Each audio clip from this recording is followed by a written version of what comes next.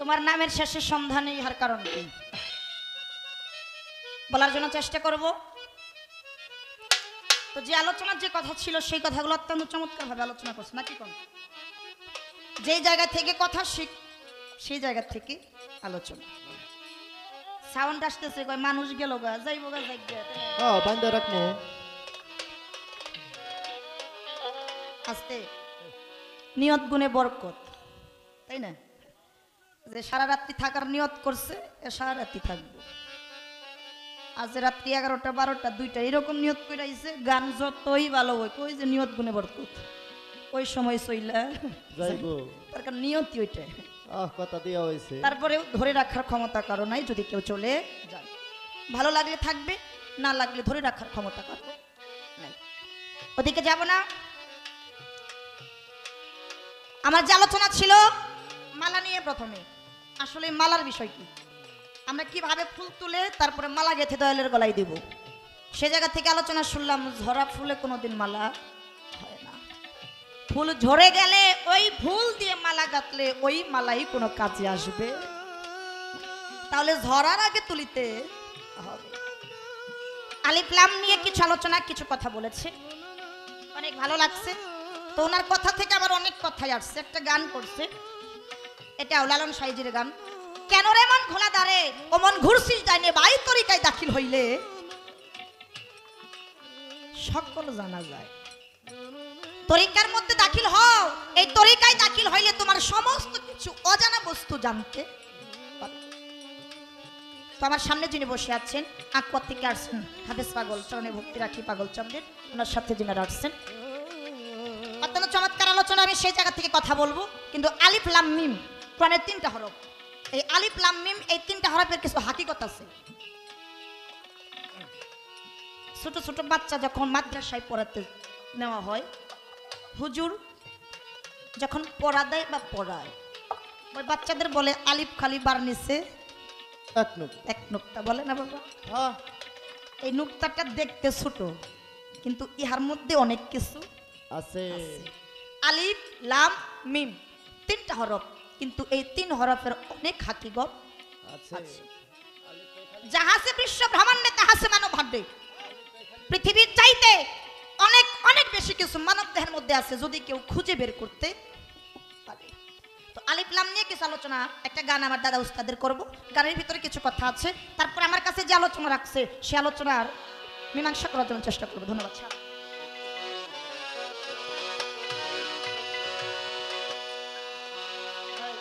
কোন শব্দে হয় আল্লাহ নবী, কোন শব্দে আদম আকার, কোন শব্দে হয় আল্লাহ নবী, কোন শব্দে আদম আকার, কোন শব্দে হয় আল্লাহ নবী, কোন শব্দে আদম আকার।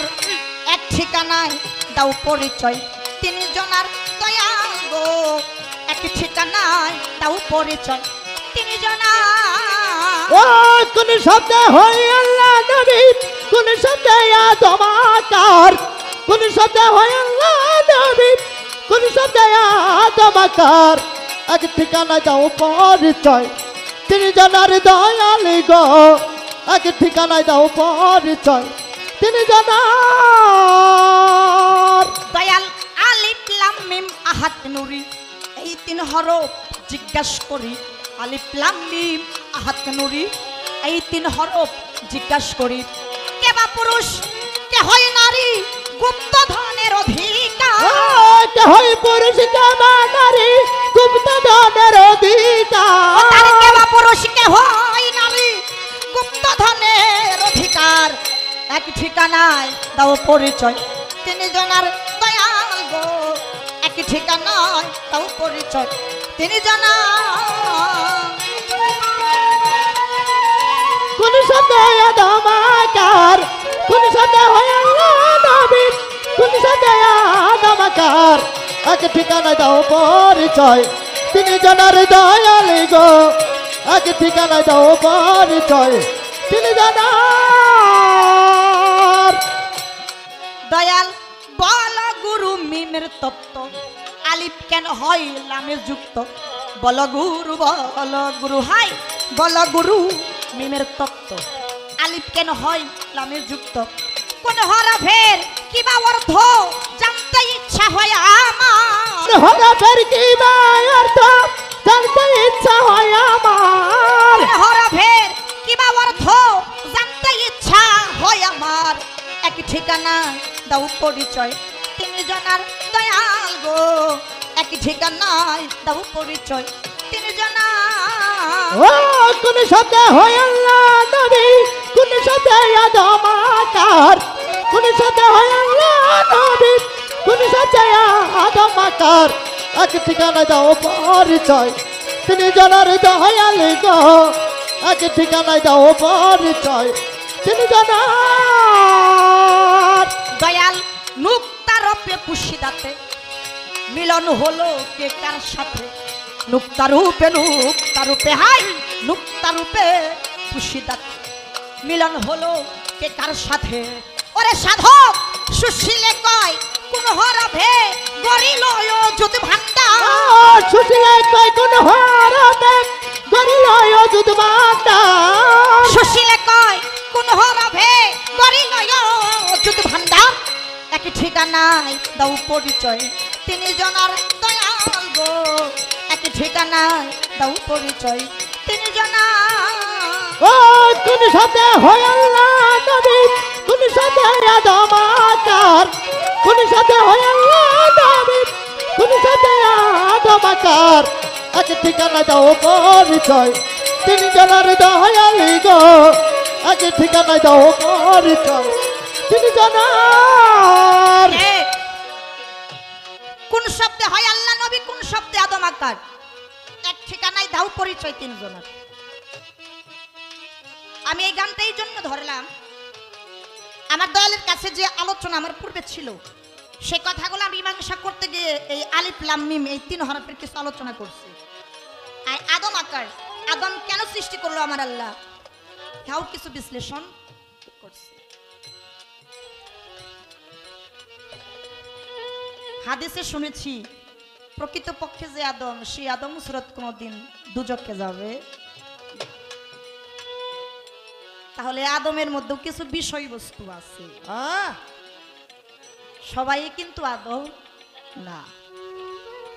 এই জন্য আমার দাদা উস্তাদ সাধক কবি সুশীল সরকার এই গানটার মধ্যে বলেছে কোন শব্দে আল্লাহ নবী আর কোন শব্দে আদম আকার। এক ঠিকানায় দাও পরিচয় তিনজন। আসলে মূল আদমের বিষয়বস্তুটা কি, তার কারণে এই মানুষই মরে না। সাধক তার গানের মধ্যে বলেছে মানুষ মরে না, আর মানুষ যদি মরে যাবে তাহলে বিচার হবে। মরা মানুষের কি বিচার হয় বাবা? মরা মানুষের বিচার। মানুষই যদি না মরে তাহলে এই আদম সুরত দুজকে যাবে, ইহা সম্ভব না। ইহা হাদিসে আলোচনা কিছু কথা আছে। তাই গুরুর কাছে আমার এই গান কোন শব্দে আল্লাহ নবী, কোন শব্দে আদম আকার। এক ঠিকানায় দাও পরিচয় তিনজন। কবিতার গানটার মধ্যে বললেন আলিফ লাম মিম হাত নুরি, এই তিন হরফ জিজ্ঞাসা করি। দয়ালের কাছে জিজ্ঞাসা করা যায় এটা বেদবি, কিন্তু কবির ছন্দ আমাকে বলতে হলো। ও তার কে বা পুরুষ, কে হয় নারী গুপ্ত ধনের অধিকার। এই তিনটা হরফের মধ্যে কে পুরুষ আর কে নারী, ইহার বিষয়বস্তুটা কি? নুক্তা রূপে পুষিদাতে, ওই যে বললাম আলিফ খালিবার নিচে এক নুক্তা। নুক্তা দেখতে কিন্তু একেবারে ছোট, কিন্তু ইহার মধ্যে বিশাল হাকিকত লুকিয়ে আছে। তাই আমি দয়ালের কাছে বলবো এই হাকিকতটা যেন আমাদের সুন্দরভাবে বুঝিয়ে দেয় আসলে মূল নুক্তার বিষয়বস্তুটা কি। নুক্তা রূপে পুষিদাতে মিলন হলো কে কার সাথে। সাধক সুশীলে কয় কোন হরফে গরিল অজুদ ভান্ডার। এক ঠিকানায় দাও পরিচয় তিনজন। এই গানটার মধ্যে কিছু কথা, কিছু আলোচনা আমার দয়ালের চরণে নিবেদন রয়ে গেল। আমার দয়ালের যেই জায়গা থেকে ভালো লাগে সেই জায়গা থেকে যেন আমাদের একটু সুন্দরভাবে বুঝিয়ে দেয়। এইবার আসতে আলোচনা ছিল বায়াত। একে তাহলে বায়াত, দুইতে নারীদের মুরিদ দেন। ইহার বিষয়বস্তু কি? কোরআন মোতাবেক দেন না এমনি মন গড়া দেন? অত্যন্ত চমৎকার ভাবে কোরআন থেকে আলোচনা করেছে, ভালো লাগছে। আমি প্রথমে আমার যতটুকু কর্তব্য কাজ, গুরুপদে একটা ভক্তি দিছি, কিছু টাকা নজরানা দিছি। কথার সাথে বলেছিলাম আপনারা নজরানাই বলেন, আর দান দক্ষিণাই বলেন, আর ভিক্ষাই বলেন, হবো একটা। তাই বাজায় না। এই জায়গায় দাঁড়াই আমার গুরু কয়, গুরু মুর্শিদ যারা তারা বাদশাহ, তারা ভিক্ষা গ্রহণ করে না। না। ভক্তের বাড়ি শিষ্যের বাড়ি যখন সফরে যান, এক ভক্ত উঠে দাঁড়িয়ে কয়, বাবা কয় টাকা পাইছেন? কয় ভিক্ষা বেশি ওঠে নাই। বলে না বাজান এরকম? বলে কিনা? তাহলে ইহার বিষয়বস্তুটা কি? তার কারণ আমি যে ভিক্ষার কথাটা বলছি এটা কিন্তু ওই ভিক্ষা না, এই ভিক্ষার মধ্যেও হাকিকত আছে। তাই যদি হয়ে থাকে তাহলে ইহার বিষয়বস্তুটা কি? নজরানা বইল, ভিক্ষা বইল না, এই জায়গায় আমার কথা নজরানাই বলবো, কিন্তু আপনার কাছে আমার সুন্দরভাবে আলোচনা থাকবে, আপনি আমাদেরকে ক্লিয়ার ভাবে বুঝিয়ে দিবেন মূল কি টাকা দিয়ে নজরানা হয় না নজরানার কিছু বিষয়বস্তু আছে। আসলে কি টাকা দিয়ে দয়ালের নজরানা না অন্যদিকে দয়ালের নজরানা আছে? তাই যদি থেকে থাকে তাহলে সেই নজরানার বিষয় আজকে আমাদের বলবেন, আমরা চেষ্টা করব সেই নজরানা দেওয়ার জন্য। কথাগুলা আপনার কাছে একটু আলোচনা রইল, একটু ভালোবাসা দিয়ে। আসলে দয়ালের ভান্ডারে তো কোনো কিছু অভাব নাই, আরে একটু হাত জারিতে দিলে অনেক কিছু। টাকা দিয়ে যদি নজরানা না হয়, নজরানার বিষয়টা যদি আলাদা হয়, তাহলে আমাদের কাছ থেকে আমরা ভক্ত শিষ্য সেবক যারা আছি আমরা ক্লিয়ার ভাবে বুঝতে পারবো এই যে 1 লাখ 2 লাখ 3 লাখ এই যে নজরানার বিষয়টা, এটা মনে হয় আর আমরা ওইভাবে নজরানাটা নিব না। আসলে মূল নজরানাটা কি দয়াল? আপনার নজরানা আমরা কি দিয়ে দিব, ইহার বসে বস্তুটা এই কথাগুলো আসতে আপনার কাছে আমার একটু জানার বিষয়, আমি চেষ্টা করব ওই নজরানাটা দেওয়ার জন্য। তো আমার কাছে এইবার কথা সন্ধানী বিভেদে পড়ছি এই জায়গায়, তো বাবাই যে কেলে আমার এই নাম দিল আর এই নাম দিয়ে আমার বিপদে ভালাইলো। দুনিয়াতে যখন আসলাম মা বাবা আদর করে নাম রাখছিল শিল্পী, একটু একটু বড় হইলাম নামের পাশে যুগ হইল আক্তার, গানের জগতে আসলাম দিল সরকার, উস্তাদের কাছে একই নামের দেখে নাম দিছে সন্ধানী, সন্ধানী জালালি শিমুলি। তো আমার নামের শেষে সন্ধানী। এখন অনেকেই অনেক কিছু সন্ধান করে, কেউ স্রষ্টাকে, মানে যাই যেই হোক, তুমি কুই সন্ধান করো। কবি একটা গানের মধ্যে বলেছে, হাত পাও নিয়ে জন্ম নিলেই মানুষ কয় না তারেও মানুষ হইতে কয়জন পারে। হাত পাও নিয়ে জন্ম নিছি, কিন্তু আমি মানুষ হতে পেরেছি কিনা এটা নিয়ে জানি না। দয়াল আমি আমার নিজেকে সন্ধান করি, আমি আমার নিজেকে সন্ধান করি, নিজেকে চেনার চেষ্টা করি। যেদিন আমি আমাকে চিনতে পারবো, তার কারণ নিজেকে চিনলেই আল্লাহকে চেনা হয়ে যায়। আমি আমার নিজেকে চিন্তা করি, চিনার চেষ্টা করি, সন্ধান করি, তার কারণ বাউল শব্দের অর্থ হচ্ছে সন্ধানকারী। যেই দিন দয়াল আমি আমাকে চেনা শেষ হয়ে যাবে, নিজেকে চিনতে পারবো, তখন আর এই যে এইভাবে স্টেজে দাঁড়াইয়া গান করতে হবে না। আমাকে এখনো চেনা হয় নাই। আমি যে শিল্পী সরকার নিজেকে চিনতে পারি নাই, কেননা আজকে শিল্পী সরকার আছি, কালকে যদি প্রাণ পাখি বিদায় নিয়ে চলে যায় বলবে শিল্পী সরকারের লাশ, বলবে না বাবা?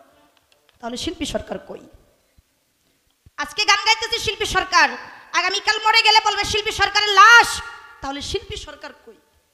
আমার সেই ভিতরের শিল্পী সরকারকে চেনার জন্য আমি এখনো দেশ থেকে দেশান্তরে সাধুগুরু বৈষ্ণবের চরণ ধুলি নেওয়ার আশায় আমার এই নিজেকে নিজে চেনার জন্য ঘুরে বেড়াই, যার জন্যই আমার সন্ধানী, এখনো সন্ধানী করতে আছি, এখনো সন্ধান করতে আছি। বাবা যেদিন আমি নিজেকে চিনতে পারবো, সন্ধান করা শেষ হবে, আমার মনে হয় না সেই দিন আমার এই শিষ্য কুলে জায়গা হবে, আমার সেই দিন ভক্ত কুলে জায়গা হয়ে যাবে।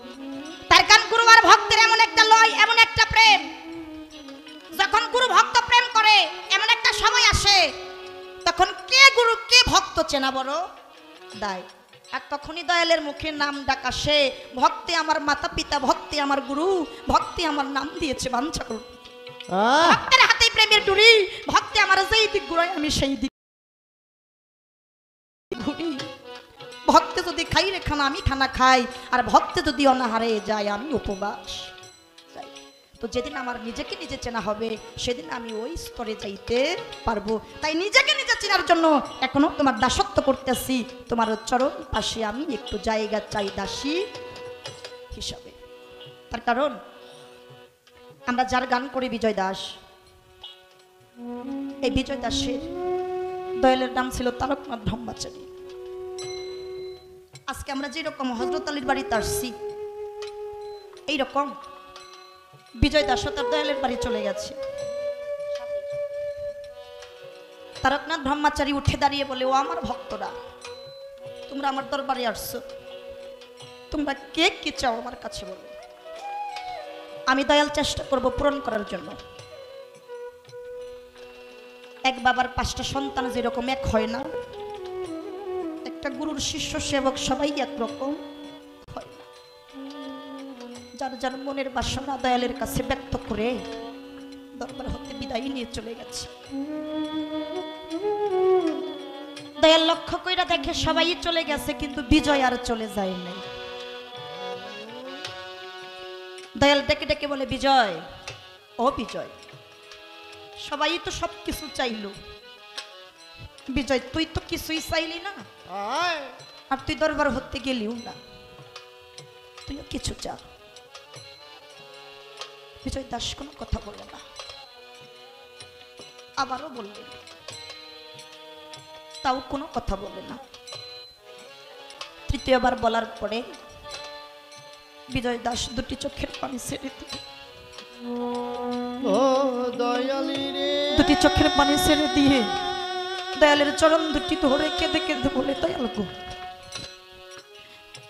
আমাকে না চাইতে আপনি অনেক কিছু দিচ্ছেন, তবু এতটুকু চাওয়া দয়াল আপনার দরবারে। আমি জানি না আমি আবারও বিজয় এই মানব কুলে জন্মটা পাবো কিনা। দয়াল, আপনার যদি ইচ্ছা হয় এই আমাকে আবার মানব কুলে জন্ম দিয়ে ধরা দামের বুকে পাঠাবেন। দয়াল, আপনার চরণে আমার নিবেদন, একজন গুরু প্রেমিক মায়ের কুলে আমার জন্মটা দিন।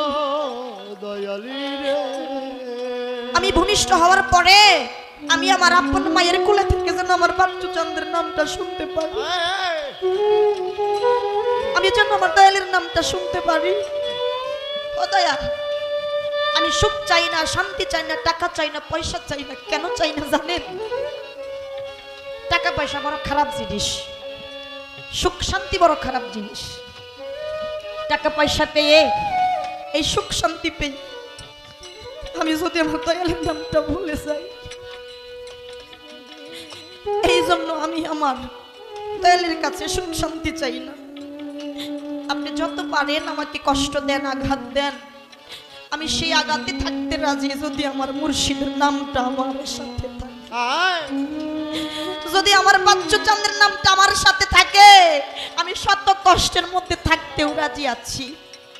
তাই সেই দিকে দৃষ্টি করে, সেদিকে লক্ষ্য করে বিজয় দাস তার গানের মধ্যে বলল,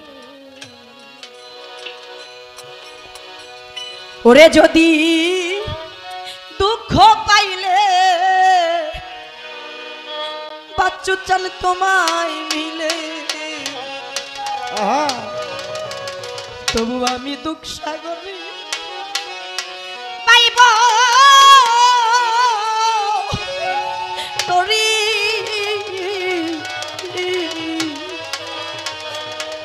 ওরে আমি আরে যাব না সুখ সাগরে গো,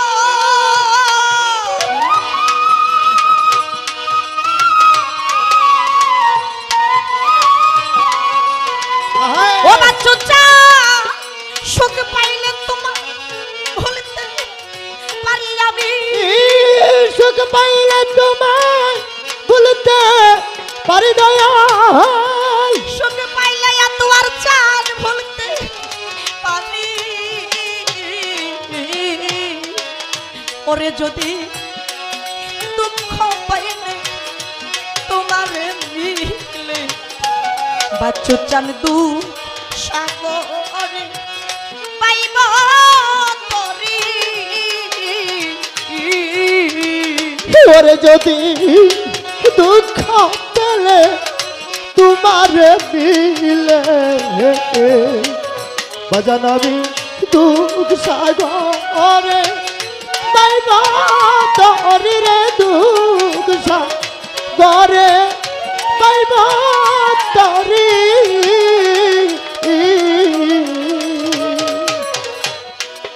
দয়া জীবনে সুখ করলাম কত বাচ্চা সুখ হইল না মনের মতো ওরে আমি হইলাম না দয়ালের অনুগত তোরে হইলাম না দয়ালের অনুগত রে হইলাম না দয়ালের অনুগত সমাধি চান জীবনে সুখ আমি করলাম কত বাবা সুজন চান সুখ হইল নাই আমার মনের মতো বাচ্চু চান রে হইলাম না দয়ালে অনুগত রে হইলাম না দয়ালের অনুগত ওরে আমার প্রাণ পাখি যাইবার কালে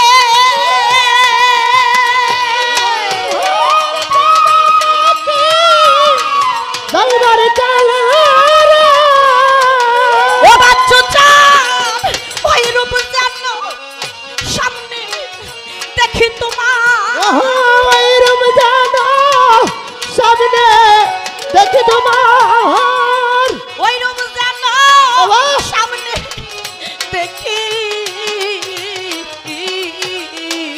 শরীয়ত চান যদি দুঃখ পাইলে তোমার মিলে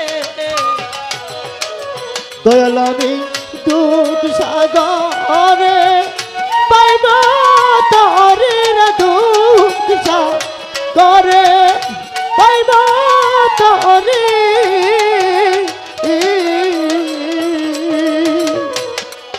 দয়া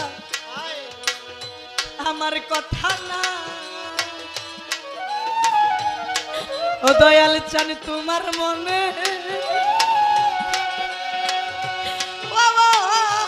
বাচ্চু জানি নইলে পাঠাইলা কেনে সংসার কাননে ওরে একদিন বাজিল না পাশে আমার মনের বনের বাজল না পাশে আমার মনের বনের বাজল না পাশে আমার মনের বনে দয়াল চা আমার কথা না তুয়ার চান তোমার মনে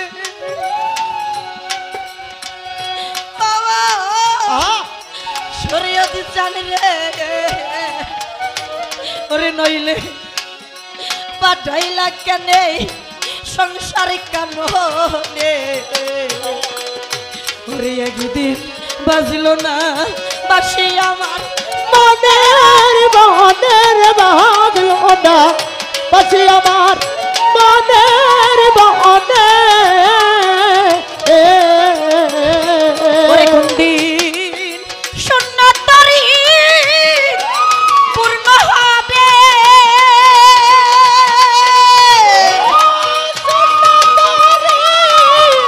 পূর্ণ হবে ও দয়াল চাঁদ পাহিয়া তোমার চরণ তরি দয়া পায়া তোমার চরণ তরি বাজান পায়া বাচ্চু চাঁদের চরণ তরি ওরে যদি দুঃখ পেলে তোমারে মিলে বাজান আমি দুঃখ সাগরে পাইব তরির দুঃখ সাগরে পাইব তরি ওরে পাগো বিজয়েরি ও দয়াল চান শেষ মিনতি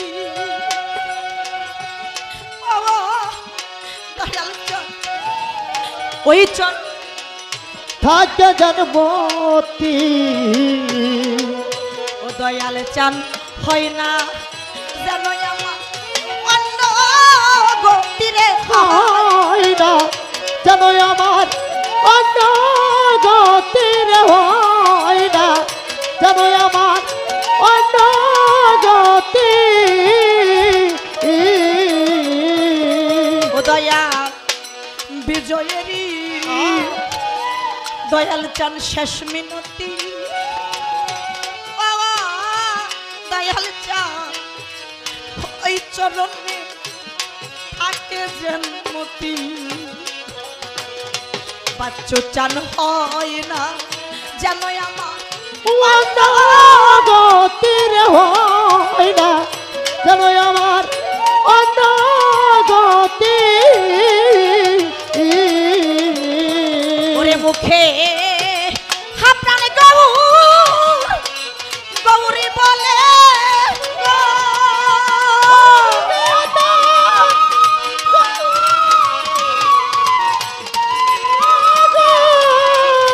ও দয়াল চাঁদ বাহির হয়ে যান প্রাণ পাখি আমার বাইর হয়ে যান প্রাণ পাখি আমার বাহির হয়ে যান প্রাণ পাখি ওরে যদি দুঃখ পেলে তোমারে মিলে বাজান আমি দুধ সাগরে পাইব তরির দুধ সাগরে পাইব তরি ওরে আমি আরে যাব না সুখ সাগরে গো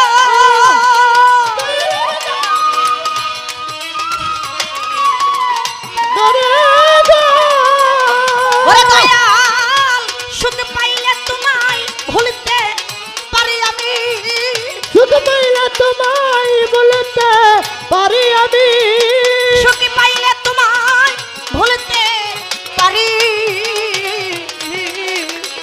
ওরে যদি দুঃখ পাইলে তোমারে মিলে তবু আমি সাগরে পাইব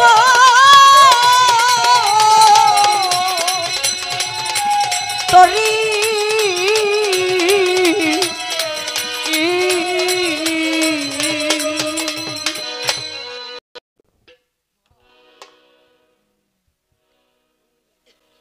কেন নিয়তির কাছে বারে বারে হেরে যায় মানুষ।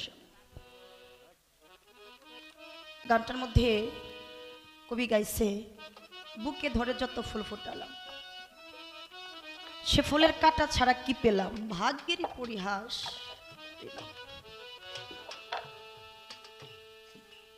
ইলিয়াস বাজান যে কথাটা বলছে আমার মনে হয় না তাকে আমার চাইতে কেউ বেশি ভালোবাসে। আজকে আমি যে জায়গায় দাঁড়িয়ে আছি তার অবদান। আমার জীবনের গল্প শুনলে গাছের পাতাও ঝরে পড়বে, কিন্তু আমি সেইটা মনে করি না। কেন করি না? যদি করি আমার গলা দিয়ে গান আসবে।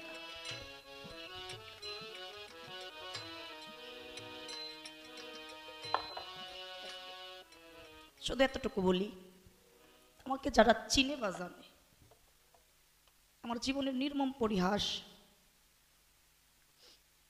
আজ থেকে 17 মাস আগে আমি আমার মারে হারাইছি।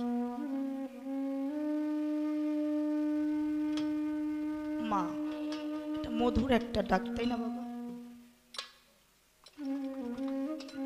এই মায়ের শোকটা ভুলতে না ভুলতে যার কথা ইলিয়াস বাজান বললেন তার ঠিক 2 মাস পরে আমি আমার স্বামীরে হারাইছি।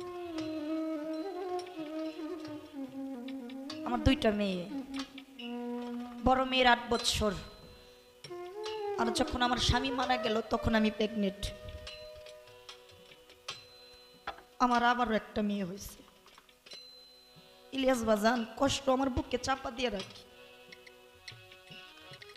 কারণ তার কথা মনে করলে আমার এই ছোট মেয়েটার কথা মনে হয়।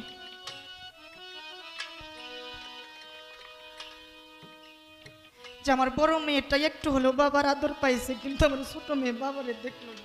আহ আহ গানের মধ্যে কবি গাইছে, হাসি মুখে থাকি বলে আমি কিন্তু সুখী নই, আমার এই দুঃখটাকে ভোলার জন্য আমি করি অভিনয়। আমারও মনে হয়, কিন্তু আমি মনে করি না বাবা। আজ আমি শিল্পী সরকার, যতটুকু পরিচয় শুধু তার জন্য। গানের জগতের পোলাপান জানে, এই যে শৌকত ভাই আছে, আশরাফ ভাই, মোল্লা ভাই। আমার স্বামী এমন একটা মানুষ ছিল, সবার সাথে মিশতে পারত, ভালোবাসাটা সবার সাথে আদায় করত। আজকে 15 মাস হঠাৎ করে স্টক করে চলে যায়। আমার জীবনের নির্মম পরিহাস। ওই দিন আমি বাড়ি ছিলাম না, আমি ছিলাম প্রোগ্রামে। হালিম সরকার একটা গান গাইছে, রেখে গেলাম সোনার ছবি, আবার আইসা দেখি না, আমি আগে জানি না এটার বাস্তবতা ঠিক আমার সাথে হয়েছে। আমি যখন গানে গেলাম ধামরাই, গান ছিল ইয়ামিন সরকারের সাথে, রেখে গেলাম ভালো। আগের রাত্রিতে গান করতে গেলাম আমার বাবার সাথে চারাবাড়ি, গান হইল না বৃষ্টির কারণে। দিনের বেলা গানে চলে গেলাম, একটু অসুস্থ ছিল। মারা যাওয়ার 1 ঘন্টা আগেও আমার সাথে ফোনে কথা কইছে, কিন্তু আমি আইসার তারে ভয় নেই। বাবা, ভিতরে আমার অনেক কষ্ট, কিন্তু আমি এটা মনে করি না। মনে করলে আমি টিকতে পারবো না, থাকতে পারবো না। তোমার যতটুকু কষ্ট লাগছে, অনুরাগ লাগছে বাবা, তার চাইতে বিশাল কষ্ট আমি আমার বুকে চাপা দিয়ে রাখছি। চাপা দিতে হয় কিসের জন্য জানো? ওই যে আমার ছোট ছোট 2টা বাচ্চা আছে, ওদের মুখের দিকে তাকিয়ে আমাকে চাপা দিতে হয়। তবু তুমি মনে করলা, বললা, এই জন্য কথাটা বললাম বাবা, নইলে বলতাম না। আমার দিনের নবী জন্মের আগে তার বাবারে হারাইছে, তাই না? 6 বছর বয়সে তার মারে হারাইছে। আমার নবী কিন্তু বাবারে কোনোদিন দেখে নাই। ঠিক আমার ছোট মেয়েটার দশাও একই। জন্মের পরে সন্তান বাবারে দেখে, আর আমার মেয়েটা দেখে নাই। আমার বড় মেয়ে স্কুলে অনুষ্ঠানের সময় আমার আইসা কয়, মা, অনেকের বাবা আইছে, মা আমার আব্বু আইব না। ইলিয়াস বাজান, তখন আমি মেয়েরে কি জবাব দিব? ভাষা নেই। তাই ছোট ছোট 2টা মেয়ের মুখের দিকে তাকাই আমি চাপা দিয়ে রাখি আমার কষ্ট।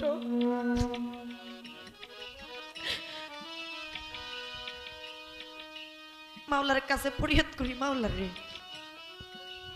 তুমি আমার মতো ভাগ্য দিয়ে কাউরে দুনিয়াতে পাঠাইও না।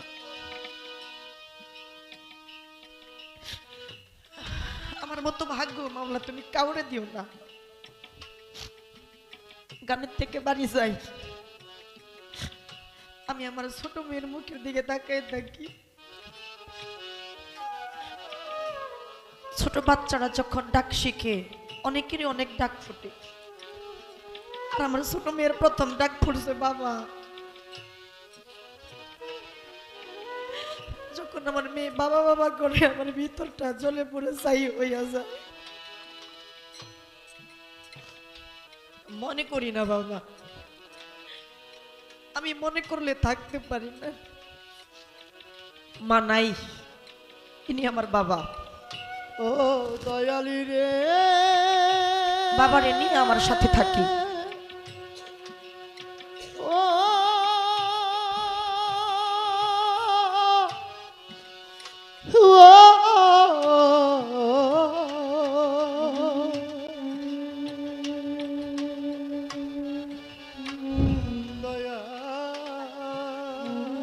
যিনি মালা দিল, ইনি আমার বাবা। মারে হারাইছে হঠাৎ করে। মা যেদিন মারা গেল, তার আধা ঘন্টা আগে, 30 মিনিট আগে আমার সাথে কথা কইছে। 30 মিনিট পরে শুনি আমার মা নাই। আমার হাজবেন্ড মারা যাওয়ার 1 ঘন্টা আগে কথা কইছে, 1 ঘন্টা পরে শুনি নাই। তাই বলি আমার মতো ভাগ্য যেন কারে মামলা না দেয়। দেশ বিদেশ ঘুরে বেড়াই, বাবার ঋণে জানি না আমার বাবা কোন দিন ভাগ্যে দিয়া চইলা যায়। কেননা আমি যেই ডালি ধরি, আমি জনম দুঃখী, ওই ডালি ভাগ্যে বইরা যায়। মনে করি না বাবা, মনে করলে তো গান করতে পারবো না। গান করতে হয় একেতে পেশাও আবার নেশাও, 2টা মেয়ে আছে, কষ্ট আছে বাবা। কিন্তু আমার এই কষ্ট দেখার মতো মানুষ নাই। আমার যে মিউজিকের পোলাপান, ওদের আমি কোনোদিন আমার স্টাফের পোলাপান হিসাবে দেখি না, আমার স্বামীও কোনোদিন দেখে নাই। ওদের সাথে সবসময় ভাইয়ের মতো ব্যবহার করতো, এত ভালোবাসা দিছে। এই যে শফিক ভাই, ভালো সম্পর্ক ছিল। বাজার মুরব্বীরা কইছে ভালোবাসার ধন বেশি দিন টিকে না, আর বেশি সুখ কপালে সয় না। আমি গ্যারান্টি দিয়ে বলতাম, শিল্পী জগতে সংসার জীবনে আমার যাইতে সুখী কেউ নাই, যার জন্য এত কষ্ট এত দুঃখ আমার কপালে লেখা দিছে।